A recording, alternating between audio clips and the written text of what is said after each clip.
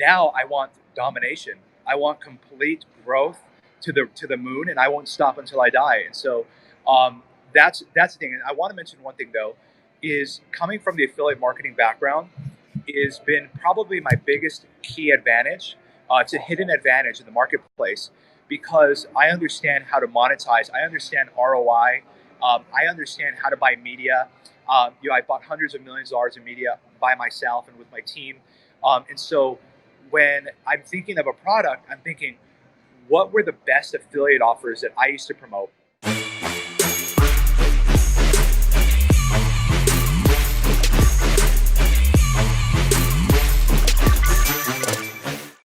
Hello and welcome to another episode of the Robust Marketer Live Edition. I am here with who I like to call the Elon Musk of e-commerce, Josh Elizeche. I haven't actually had a face-to-face chat with you yet. I've been running in a circle with you for 2 years here, and just following your journey, following your growth as an entrepreneur has been extremely inspiring. So I'm super glad just to carve out a few minutes to talk with you today. You're obviously going to be one of our headlining speakers at E-commerce Mastery Live in Las Vegas on January 10th, and I cannot wait to hear and feel the impact you have on the audience there. So welcome to the Robust Marketer. Josh, how you doing? Hey, how's it going? Good. I'm in a random shopping mall here, and so that I might be shaking a little bit, but other than that, you'll get a good view of everything that's going on behind me. Nice. Oh, it's beautiful. What city are you in? I am in Orange County right now. Orange County, beautiful. So we're both on the Pacific time zone here. So I'm sure most people know you. Most people will have seen your tweets. They know that you're the guy behind Snow, a beauty tech company. But why don't you just for, you've been through this before, but give us the nutshell of your hero's journey. Absolutely. So, I started about 12 years ago. So I was really young, and essentially, a lot of people say, why did you start? What got you started? I just wanted to make some money. I just wanted to help my family out.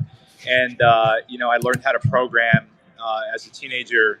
And then once I started, telling teachers about it, I've got a friend that runs, this type of store or this company, and they need a website.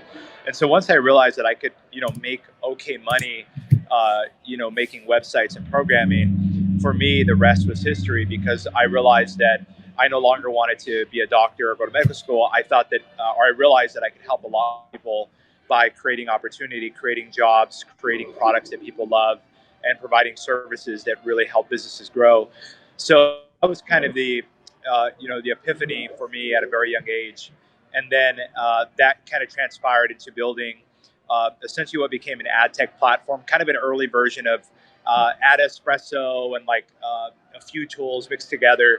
And we had a service layered on top of that, a managed service. So essentially, we were an agency that turned into a productized service with the managed service on top of it. And the reason why is I realized I wanted to sell that business so that I could focus on building really long-term brands. And Snow, which just is finishing its first full year of business, we've got about 2.5 million monthly shoppers. And so we're really excited to take on the oral care and skincare space as a beauty tech company. And so I wanted something that had a very large market, something that was incredibly challenging, something that I could really bet the house on and really take the millions of dollars that I have and just throw it all on the table and go all in. And that's what we're doing. And we're having a blast doing it. We're enjoying it. It is crazy riding a rocket, but I wouldn't have it any other way. It gives me so much life and so much passion and purpose. And it does for my team. I can't do anything without them, our customers. So this is entrepreneurship at its core. I mean, this is the dream. And I get to wake up every day and live the dream. And it doesn't get easier, it gets harder, but I get better. And I love that growth challenge. Holy shit. That's an amazing rundown on what you're doing. Super exciting. So it's so cool that you started this at 13. You sort of saw, you came at it from that engineer's perspective, which is so cool. You're like, hey, here are the tools I can build. Look what I can build. It's like a world of digital Legos just laid themselves out in front of you, and you put everything else to the side and went ham on it. and have been doing it ever since. That idea of taking your win and not just like fucking off to Thailand and going on a spiritual journey necessarily, but just like chopping it up and throwing it on the table and going at it again. And I guarantee you have that Elon Musk style perspective that you'll do it again, even beyond, hopefully beyond, the massive success you have with Snow. So that's super, super cool. So I wanted to talk a little bit about the other thing that I think is really cool about Snow. I was just reading about how you describe it as beauty tech, which to me, I think is a really, it's sort of that mind frame changing, or, so you were talking about all your criteria for your products that you wanted to do. You wanted to do something that actually evolved the genre or the form in a little bit of a way by adding that tech component to it. Can you talk a little bit about that? Absolutely, yeah, that's a great point. When you start a business, you kind of, we started off as Snow Teeth Whitening really because we had developed a formula that allowed us to deliver results like in the dentist without sensitivity. And so one of our ingredients that is proprietary, I learned a trick from Apple. And Apple, if you go to China and you try to knock off Apple's box, their packaging, the exact material, Apple, one, they sell so much, but they lock down the entire supply chain. So that material, you can't actually buy it. It's like you literally cannot buy it. So I said, okay, what is something that we can own the supply chain of so that no one else has access to it? And the biggest advantage I have against these corporations is the fact that I started off with nothing, first of all. There's a face to the brand where you don't know who Crest is. You don't know, like, who's the founder of Crest? Who's the founder of Colgate? And so in this day and age, customers want to interact with the CEO, with the founding team. They want to know who are they buying from. And whether it's one of our celebrity partners, or it's myself, or it's our customers, before and afters, people want to respond in a social media way. So for us, we realized very quickly that the oral care market was lacking innovation, and that it's very expensive. It's very because of the duopoly of Colgate and Crest, and there's Glaxo, SmithKline, GSK, very, very large companies, almost impossible to penetrate at a retail level. And I said, I want to take that challenge on. And I always say that, these companies are in trouble because the fact that I'm so young, I have 50 years to snowball this thing, no pun intended, until the point that it's where I want it to be. And the other problem they have is that I'm already rich. So the fact is, I'm not trying to make money. I'm not trying to buy another Lambo. I'm not trying to buy another Bentley. I've already got all the shit that I want. Now I want domination. I want complete growth to the moon, and I won't stop until I die. And so that's the thing. And I want to mention one thing though, is coming from the affiliate marketing background has been probably my biggest key advantage. It's a hidden advantage in the marketplace because I understand how to monetize. I understand ROI. I understand how to buy media. I bought hundreds of millions of dollars in media by myself and with my team. And so when I'm thinking of a product, I'm thinking, what were the best affiliate offers that I used to promote? And they had real celebrity endorsements, not just throwing Dr. Oz on a random page. And I said, how can I actually get Dr. Oz to be my partner in the business? And then feed that to our affiliates, feed that to our team and say, yeah, actually, you don't need to Photoshop Oprah on there. She actually is a partner of ours. Use the shit out of her image. She wants you to. And so that was huge on the celebrity side. And then creating patented technology where we globalize the patents so that we can shut down anyone that even comes close to it. And then having really, really unique branding so that people can't rip you off. If they do, you can shut them down because you have trademarks, patents, all of that. But that instead of ripping you off, they want to work with you. And I think if you create a brand that is so cool, you as an affiliate, you're like, oh my gosh, like I could crush this in my country. And we get hit up all the time saying, hey, can I run this? Can I just run ads in Indonesia? And you can pay me as an affiliate. And so now we're expanding internationally. We ship to 180 countries because people see the brand, they see the technology, and they're like, I respect this. Like I want to make some money there. And that's why when I think of our margins, our business, I'm thinking, how can I make other people rich? How can I make my team successful? and how can I have the margins so that retailers make more money selling my product than anybody else's, driven by the brand. So that's kind of the epitome of all that, or the epitome or the manifestation of all that is the focus on bringing my tech background. And I love beauty. I've been selling beauty for 10 years, taking beauty, taking tech, infusing the two with a brand, celebrity, co-branding, and pushing that to the moon. That has always been my dream, and I just didn't know that it was going to be Snow that was going to combine those two industries and give me the vehicle to push us to these new heights.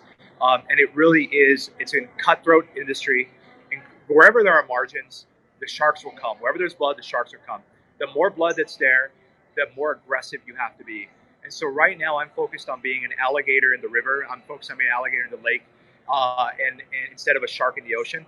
And so we have very key retail partner distributions. We're looking at Nordstrom, Neiman Marcus, where they don't sell toothpaste. They would never sell Crest. They would never sell Colgate.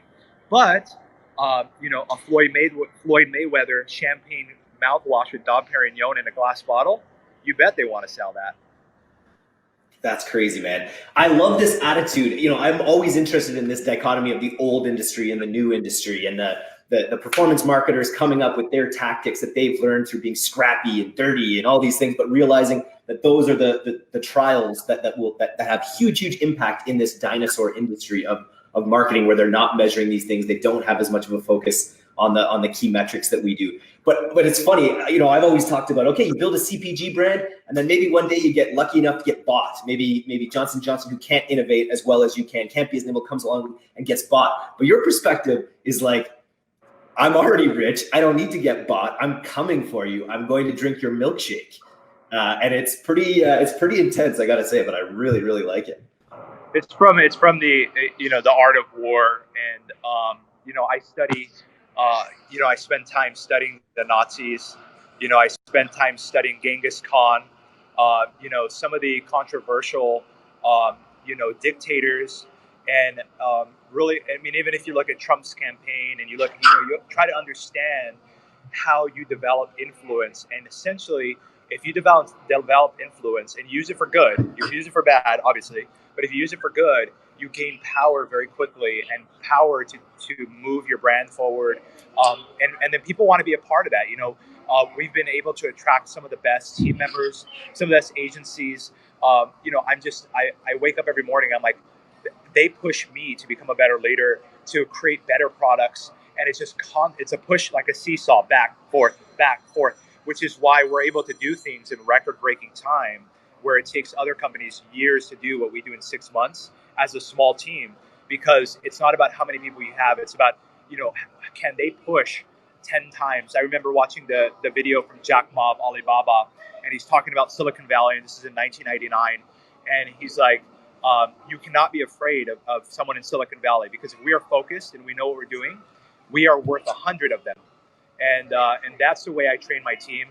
And these are warriors. We come in, and it's the art of war. And so I always say, look, if you're building a business simply to sell it, that's like getting married to get a divorce. It's like, you should not go in thinking, I'm going to get married, but I can't wait to get a divorce. You have to be married to your business, and you have to be married to your mission, your cause. And if you're in the right industry, there are hundreds of industries like oral care that have infinite scale. If you are thinking big enough, you will never want to sell the business. In fact, the thing I'm most terrified of is dying, because I love my life so much, and I have so much I want to do and grow, and I want to lead this company as big as I can, that I'm just afraid of dying. I'm like, it's like having a kid. You're like, okay, I got to drive a little safer. I got to, not drink as much. I got to do, literally it changes your life, because your purpose becomes overwhelming in a good way, and you realize you're humbled by the growth potential and the opportunity, and as being a leader of really good people, because you become embarrassed if you're not growing fast enough for your team, and you will lose good people if you're not able to walk the walk. So that all encompasses why I always say, build a business that's sellable, but never build a business just to sell it. That's not the mentality you want to have, because you're going to make gambles that don't make sense. You're going to be short-sighted, instead of thinking the long-term game and say, look, this is my brand. So what if I got to spend $1 million? So what if I got to spend this on that? Because I know that it's going to build the brand equity, and it's going to make all of us proud to be a part of this brand. And there's that kind of intangible benefit of being proud of talking about what you do. And I feel like a lot of let me get away from this crying baby in the back. Sorry. Speaking of children, um, and it just being able to make those bets, those gambles, really strengthen you, and to be able to talk about it at Christmas dinner, and say, what do you do for a living, and if you can't have the passion and excitement around it. Now I get it, you got to pay bills, you've got a family, whatever it is, cool, but you should be on the side a project that makes you light up inside, and when it's big enough and it's good enough, shiny object syndrome does not exist. And it's like if you're dating a Victoria's Secret model who also is a IQ of 180 and also is loyal, and your shiny object syndrome doesn't exist when your eye's on the prize. And so I try to keep my eye on the prize, and everything else kind of shuts itself off. But just making sure you have that pinnacle goal. Every human being has a mouth. And if you can create a product that people will buy more than once, that's as big a scale as you can get right there. Every human, every mouth, and they use it multiple times. So set your goal on the highest star, and then that is one way to stave off shiny object syndrome. Very cool. Okay, I have a practical question here. What was something that you learned? Not this hasn't been practical. What was something that you learned this Q4 and holiday season that you're now experiencing? Because that's the coolest thing about our industry is how you're always an expert. You're always pushing the boundary and learning new things and growing as an entrepreneur. What are some ways that you've grown this holiday season with your business? Good question. So this holiday season, I mean, we made more money in a weekend than we made all of last year. So that for me was a realization again. I'm a big thinker, but it's like you have to think big, but you also have to plan big. So now I'm not saying go and get an office space that fits 5,000 people today, but certainly think 1 year ahead and push your mind to think, what would that look like if we had $1 million a day in sales, and kind of prepare at least mentally. Is your supply chain prepared to scale very quickly? Is your team prepared to scale very quickly? Where will you hire people? You should always be hiring. You should always have people that are interested in working with you. Are your systems and software and everything that you're using scalable? What happens if Facebook shuts down? Do you have a backup plan? Do you have backup ad accounts? Just thinking through all of that and saying, okay, what is the worst case scenario? What's the best case scenario?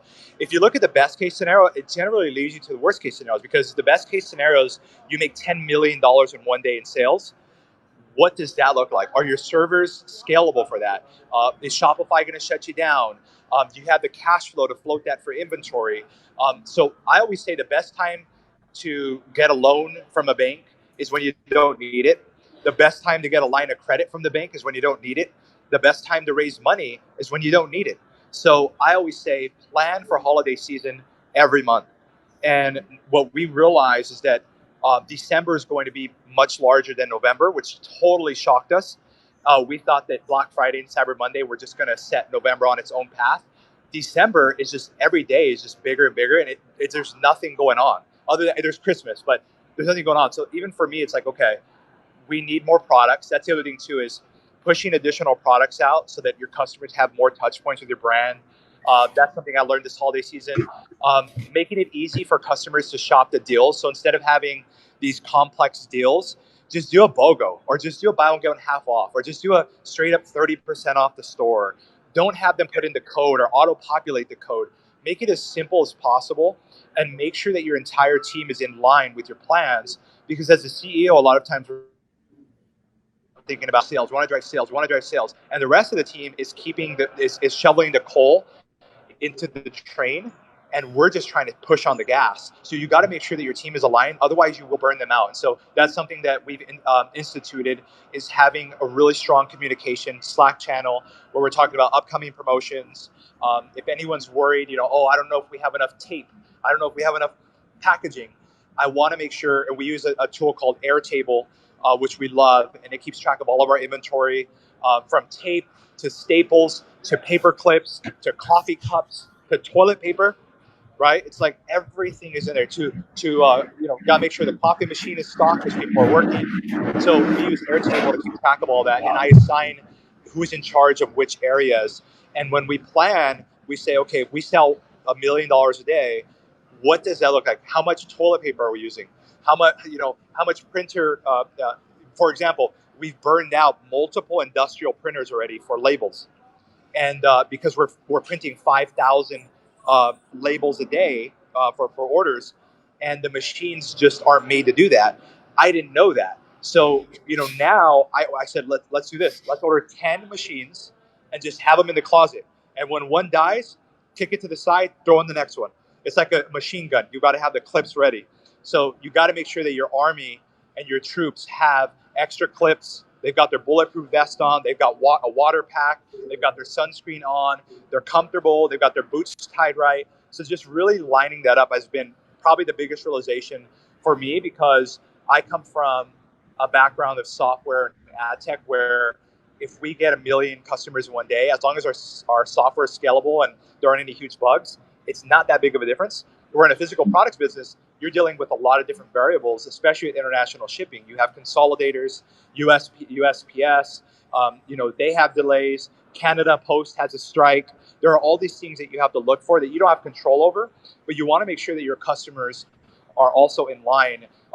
Fashion Nova sent out a similar email like we did, saying, listen, we're a couple days behind. We appreciate your patience. And, if you want a refund, let us know. That will push you to the back of the line, though, if you come back to order. Just things like that, giving gift cards out for free, just to say thank you for your patience.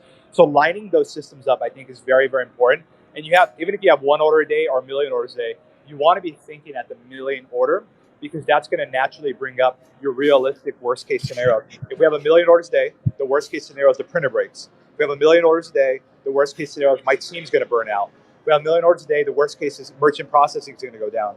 So look at the best case. That's exciting. But also think of the worst case, because I think entrepreneurs a lot of times think of the best case, like, oh man, everybody's calculating, like, if I get 100,000 visitors, 3% conversion rate, I'll get this. But also think of, what if you get 100,000 visitors and the add to cart button is not working? So that's what I would urge everybody to go through that process the first of every month. Very cool. Nice. Okay, so we're going to just talk a little bit about Vegas. We've got a comment here about seeing us in Vegas. I'm super excited about that. But I want to, if you guys are listening to this right now and you have any questions for Josh, we'll have a little bit of time at the end to answer a few of the really good questions. So just throw some questions about anything you're interested in Josh's business, his mindset, and we'll get to those towards the end. But I wanted to just talk a little bit. When we planned our first Vegas show, you're one of the first people I called. I was like, we got to get Josh. I've heard he's amazing on stage. How are you feeling about Vegas? What are you planning on throwing down on the stage there?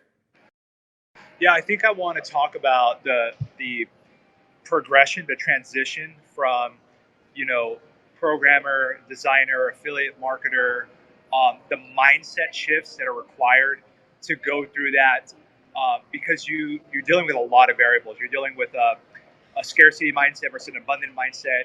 You're thinking of systems, processes, scale. You're thinking of, oh, I could hire this guy, or I could just do it myself and keep the $5,000 a month. Or, there's all these little demons that are running around in your head that are preventing you from thinking big, thinking large. And I've been able to crush those, at 25, 26 years old, because I am ruthless with my mind. And, I always say, look, you got to remember, your mind is your bitch and not the other way around. And so you can control your thoughts, which control your feelings, your actions, and emotions. So this is not like some woo woo wah wah yoga shit. This is like focus on your business. What is actually holding you back? And you have to think about it moving from selling other people's products to selling your own products to if you're reselling products or private labeling, white labeling, to actually developing your own products, to developing your own brand. And that's if you're into the physical stuff. If you're into e-commerce, great. If you're not, maybe it doesn't pertain to you, but the mindset still does. The mindset of thinking bigger, acting bigger, and how do you fill in those gaps? And then, of course, nothing is complete without some tactics in terms of, here's how you go and find good people, the best people for you. Here's the stuff you should be reading just in time. Don't go and read the 4-hour work week. Don't go and read all this bullshit that's going to distract you. You go on Google and type in exact. When I have a problem, I go and type it in exactly, and I say, how do I track the metrics for a CFO? What are the KPIs as a CEO should I be keeping track for a CFO? I go for just in time at that moment, and and then I devour everything that I can. So that I think the how to think is really, because I've learned that from the people I follow, my mentors, my friends. That is what has made me successful. It's the how people think. That's why I always seek out people that disagree with me, because I want to understand how do they think, so that I can adopt that mental model, that framework, so that my framework becomes much more complete. So I'm hoping that if I open up my brain, if I do some surgery here, some neurosurgery, and I let you see how I approach situations, how I approach goal setting, how I approach hiring, how I approach scaling, how I manage millions of dollars a month of media buying, and the mindset behind that, I think if you can, if pieces of that people can adopt, at the very least, it will make them look introspectively and say, what do I actually want? What can I do? Can I take my e-commerce to offline? What does that look like? Is it worthwhile doing that? We're running podcast ads now, radio ads, TV ads. We're doing billboards in January. We're sponsoring the Phoenix Suns basketball team. All of the offline stuff. I'm talking to MMA, so that every single mouthpiece that they use to fight will be snow blue with the white snow logo and snow. So every fighter, no matter who it is, it's the first time they're doing a complete sponsorship over the mouthpieces. And I want to bring it to boxing as well. So every fighter in the world will start the fight with a snow mouthpiece in their mouth. It'll be bloody by the end of it all, but snow will be right in there. So those are just like the thinking behind those kinds of conversations. How do you structure deals when you're working with celebrities, retailers, resellers? We sell to dental offices, med spas, hair salons. Thinking through all the points of distribution of your business instead of just Shopify. Shopify's great. Amazon's great. Phenomenal. But there are billions and billions of dollars outside of those two channels that you don't have to run any Facebook ads for. You don't have to do anything. We're being placed in 1,500 luxury spas throughout China, and my Facebook ad cost is zero. And they have 1.5 million members who pay $3,000 a year to join this spa, and they have 15,000 employees, and they're all based on commission. So 15,000 Chinese women who are commission only selling snow to 1.5 million affluent Chinese women. All I have to, my CPA is their commission. I don't have to run ads. I don't have to do anything. And so those are that's the mindset of thinking. But see, I got that deal because I put my money where my mouth was and got these different celebrity deals, the building the brand, leveling up your brand, hiring big agencies, right? Working with, think of brands that you love. If you love Casper, the mattress company, if you love whatever it is, whatever company you like their website design, all that, find out their agency and go and hire that agency and say, I want to build a brand like this. I want people to come to my website and feel that it's this way or this. If you sell rugged stuff, I want them to come and I want it to feel like, REI Sports, or I want it to feel like this. So that feeling, it's an intangible thing, but it's a huge advantage. So anyway, I think, long story short, this channels of distributions, mindset shifts through the transition of going from wanting to become rich to becoming wealthy as a business owner, and creating lots of opportunity for your employees, your customers, your partners, your strategic partners, your affiliates, just kind of moving up the food chain and what is required to do that. I think that's what I'm going to try to focus on. That's amazing. So talk a little bit about so we just had a question here that you answered about self-learning, self-education. You talked literally about throwing that stuff right into Google, like why not, and really going after that stuff. I wanted to talk a little bit about the environment we find ourselves in. Obviously, the opportunity is there. And you're showing that there's an opportunity to challenge Amazon. There's opportunities out the wazoo. But what's the situation? Like, what's the imperative that people need to realize in the next 5 years with their e-commerce business? Yeah, so I think that one thing, um, one thing I'll say, one thing people understand very quickly about me is I really don't give a shit what people think about me. I just say what's on my mind. But I may be wrong. I may be right. I don't know. I don't care. But what I think is that uh, drop shipping is a great way to learn Facebook ads, to scale a business, to use that money to double down and create your own brand and all of that. I love it. I love it.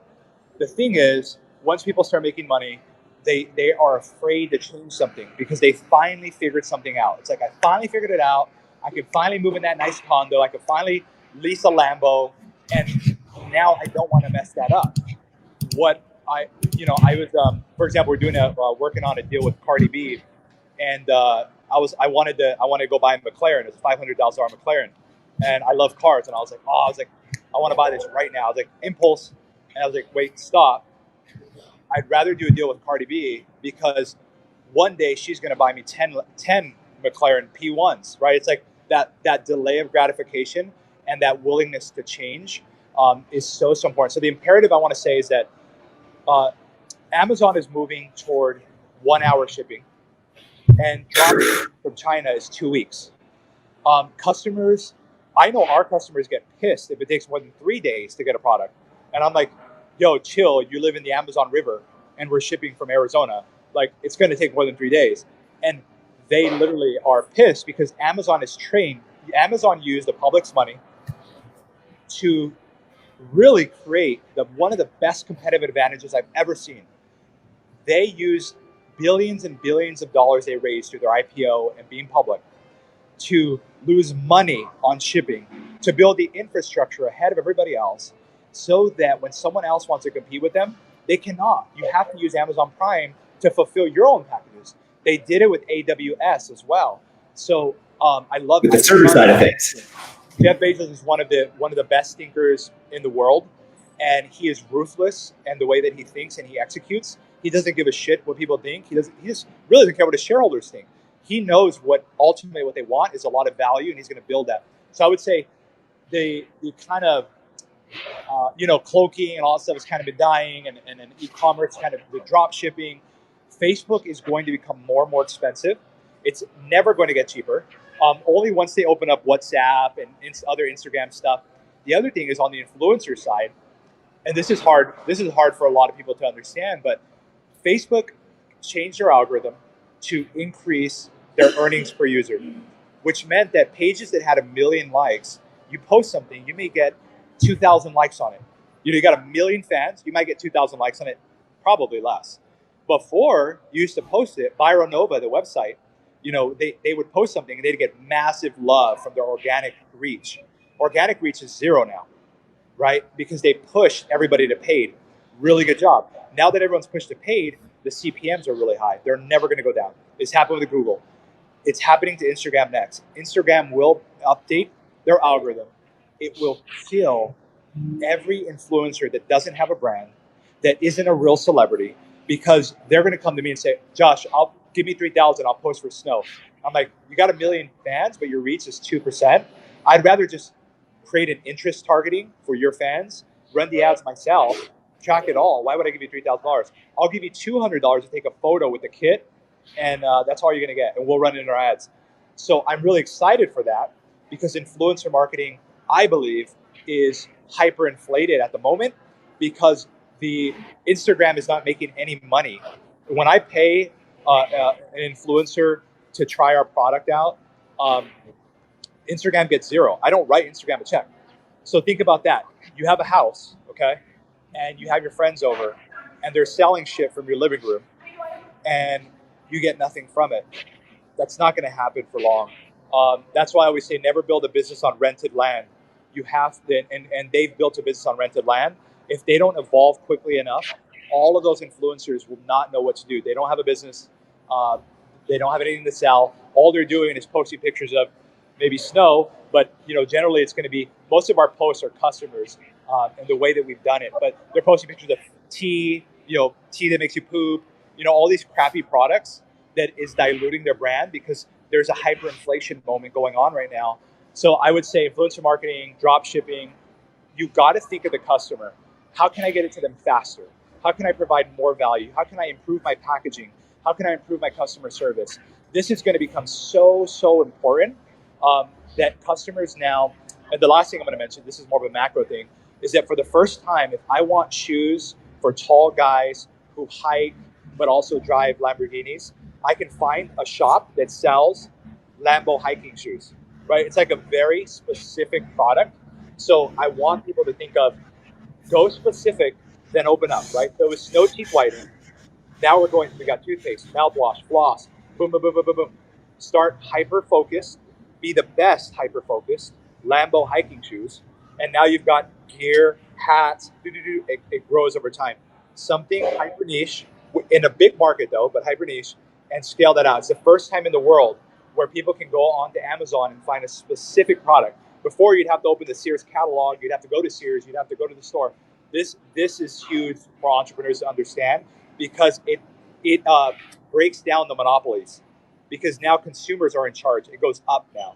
So that's a macro one, but we can talk more about that as well. Yeah, that's fantastic, man. Facebook, that's what to me is so interesting about Facebook as a marketing tool, why it's considered so dangerous by some of the powers that be. It's not so much because of all the data it has, but it is that, but it's also because you have access to it as an individual.